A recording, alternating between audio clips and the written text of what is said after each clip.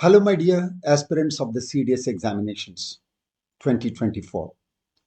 Team Nishtha, in association with English Funda, brings you tricks to solve English questions. अब इसमें मैं आपको answer discuss नहीं कर रहा हूँ. I am discussing how to go about answering questions. CDS के पेपर के आंसर्स को कैसे दिया जाता है. कुछ कॉन्सेप्ट्स हैं, बहुत कम कॉन्सेप्ट्स हैं, लेकिन तौर तरीके और गेसेस वगैरह जो अगर मारने होते हैं तो कैसे मारना होता है. ओके मतलब अगर आप एग्जाम दे रहे होते सर तो आप किस तरीके से सोचते, वो बताने की कोशिश कर रहा हूँ. अपार्ट फ्रॉम द कॉन्सेप्ट्स, मुझे मालूम है कि अगर आपने एग्जाम देने के लिए तैयारी किया है तो आपके पास नॉलेज तो है, लेकिन उस नॉलेज का सदुपयोग कैसे करें, ये करने के लिए हमने ये सीरीज किया है.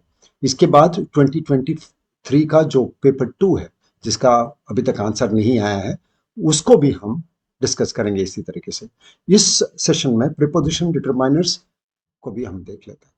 Okay, let's look at the prepositions and determiners first.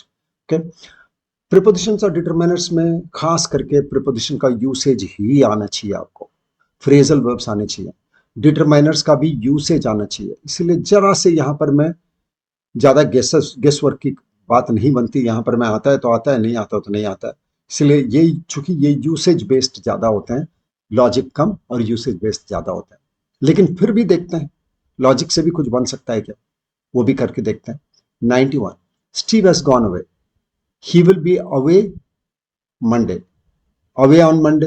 He will be away. वो गया हुआ है तो मंडे तक वापस नहीं आएगा. मंडे तक वापस नहीं आएगा. हाँ, जब तक ना मंडे हो जाए. तो जब तक ना मंडे हो जाए, अंटिल सर हिंदी बोलता हूं तब तुरंत ही समझ में आ जाता है. तो Steve has gone away, he will be away till या अंटिल मंडे. टिल होता तब भी लिख देते हैं, अंटिल होता तब भी लिखते. अंटिल का मतलब जब तक ना मंडे आए, टिल होता तो जब तक मंडे आए, मंडे तक. टिल होता तो मंडे तक हो जाता, अंटिल का मतलब कि जब तक मंडे ना आए. 92. I will see you dash Friday morning. Mondays जब भी हम दिन देते हैं या मॉर्निंग इवनिंग कहते हैं तो क्या बोलते हैं. हाँ, आई will see you on Friday morning. जब भी आगे आई will see you on Saturday, I will सी, जो भी डेज होते हैं वीक के डेज जो होते हैं उसमें ऑन बोलते हैं, इन नहीं बोलते हैं. I will see you on Friday, I will see you on Sunday, इस तरीके से. ऑन संडे भी वेंट टू अ मूवी, इस तरीके से. So I will see you on Sunday morning और फ्राइडे मॉर्निंग, सॉरी. ना write your name dash the top of the page. Top और बॉटम की जब बात कर रहे हैं, ऑन द टॉप नहीं बोलते हैं, इन द टॉप नहीं बोलते हैं, बोलते हैं एट द टॉप. पेज के ऊपर लिखो और पेज के नीचे लिखो. तो के ऊपर लिखो सर, हमें लगता है कि सर ऑन द टॉप लिखना चाहिए, ऊपर का मतलब तो ऑन होता है. हाँ ठीक है, तो एट लिखना है, क्योंकि एट का हिंदी जो है करीब करीब पर या पे होता है. तो write your name at the top of the page, at the bottom of the page. Okay. Then 94. Sohan is studying, Sohan is studying dash university, at the university. Okay, जब भी पढ़ाई कर रहे होंगे तो हम यूनिवर्सिटी पे पढ़ाई कर रहे हैं. यूनिवर्सिटी में बोल सकते हो, say he studying in the university, he studying in the university. University में पढ़ाई नहीं हो रही होती है, ठीक है, क्योंकि यूनिवर्सिटी के ग्राउंड में अगर बैठा हुआ है तो वहां पढ़ाई नहीं हो रही थी. उस लोकेशन की बात कर रहा हूँ, उस लोकेशन की, उस जगह की बात कर रहा हूँ. तो जब जगह की पूरी तरीके से बात करूंगा और मैं उस परफेक्ट लोकेशन की बात करूंगा, इलाके की बात करूंगा तो एट बोलूंगा. लेकिन अगर सीमाओं की बात करूंगा, अगर मैं बाउंड्रीज की बात करूंगा तो इन बोलूंगा. तो यूनिवर्सिटी के अंदर नहीं पढ़ते हैं, हर जगह नहीं पढ़ रहे होते, ठीक है. तो एट बोलता हूं पूरे यूनिवर्सिटी को एक एक जगह सोचकर, एक इलाका सोचकर, ठीक है. तो ही स्टडिंग एट द यूनिवर्सिटी, तो मैं उसमें पर्टिकुलरली नहीं बोल रहा कि क्लासरूम के अंदर या कहाँ पढ़ रहा है, उसकी बात नहीं कर रहा हूँ. लेकिन इन बोलने पर आपको ये समझ में आने लगेगा कि हर जगह तो पढ़ा नहीं जा सकता, हर जगह तो इन, तो क्योंकि प्ले ग्राउंड भी होता है, आपके किचन में कैफेटेरिया भी होता है, वहां तो नहीं पढ़ाई हो रही होती है, ठीक है. प्ले ग्राउंड भी होता है, ठीक है, और रिक्रिएशन रूम भी होता है, वहां तो पढ़ाई नहीं हो रही होती. सो इसलिए इन नहीं बोलते हैं, एट बोलते हैं, याद रखना. I am at the station का मतलब है मैं स्टेशन के इलाके में हूँ, स्टेशन के इलाके में. I am in the station अगर बोलोगे तो से स्टेशन के परिसर में, परिसर के अंदर. फिर आप कहाँ हो ये पूछना पड़ेगा मुझे.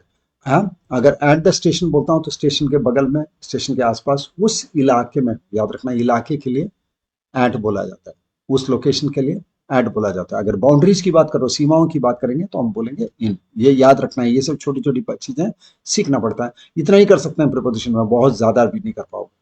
ही इज इंडेटेड, ठीक है, वो कृतज्ञ है, वो कृतज्ञ है। इसको इंडेटेड का मतलब कृतज्ञ होता है, और इंडेटेड के साथ हमेशा टू लिखना पड़ता है। किसी के प्रति मैं इंडेटेड हूं तो टू लिखते हैं, तो he is indebted to his friend. Sir और कुछ क्यों नहीं, क्योंकि इंडेटेड के साथ टू ही लिखा जाता है, फिक्स्ड प्रीपोजिशन से रखना ही पड़ता है। Can I be held responsible for या to, for my spouse's debts. Debts की जब बात करेंगे तो फॉर बोलेंगे, ओके, फॉर बोलेंगे। लेकिन किसी किसी के प्रति जिम्मेवारी, किसी बंदे के प्रति जिम्मेवारी दिखाना हो तो बोलेंगे to. I am responsible towards my parents, I am responsible towards my parents. मेरी जिम्मेवारी उनकी ओर है, मेरी जिम्मेवारी उनकी ओर है। क्या मैं उसके लिए जिम्मेवार हूं, किसी चीज के लिए जिम्मेवार हूं तो मैं फॉर लिखता हूं।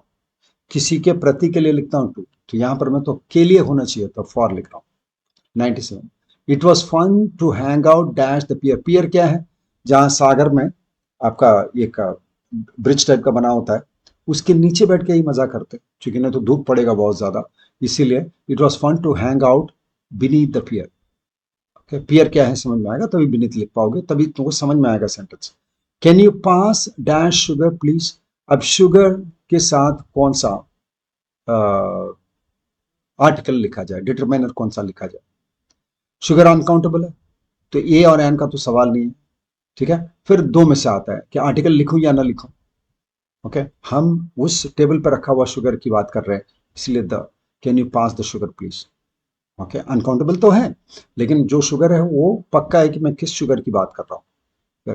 Are train leaves from dash platform number 5, from the platform या फ्रॉम प्लेटफॉर्म, क्या लिखूं।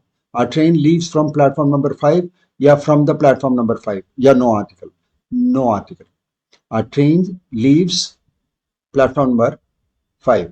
ओके, यहां पर में एक प्रॉब्लम है, इस सेंटेंस के साथ ही एक प्रॉब्लम है। लीव के साथ फ्रॉम नहीं लिखना है, क्योंकि लीव ट्रांजिटिव वर्ब है। ट्रांजिटिव वर्ब के बाद ऑब्जेक्ट डायरेक्टली लिखा जाता है, प्रीपोजिशन नहीं लिखता है, तो लीव के साथ फ्रॉम भी नहीं आना चाहिए। चलो, उससे कोई फर्क नहीं पड़ता, क्योंकि क्वेश्चन में तो कोई प्रॉब्लम नहीं है। आर्टिकल लिखना है कि नहीं लिखना है, फ्रॉम नहीं होगा उसके बाद भी। A train leaves the platform number 5 और leaves platform number 5।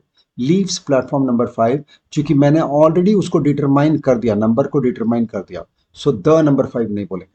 Okay, we say a train leaves platform number 5, no article, और फ्रॉम भी नहीं होना चाहिए। 100th क्वेश्चन में आओ, dash children learn very quickly.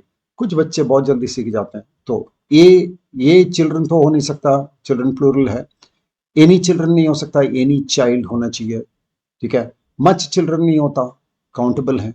Many children होना चाहिए था, तो ये काउंटेबल, ये अनकाउंटेबल है, नहीं हो सकता। एनी नहीं हो सकता, कोई भी बच्चा या कोई भी बच्चे जल्दी सीख जाते हैं, सेंटेंस मीनिंग नहीं बनता है, कोई भी बच्चे, ठीक है।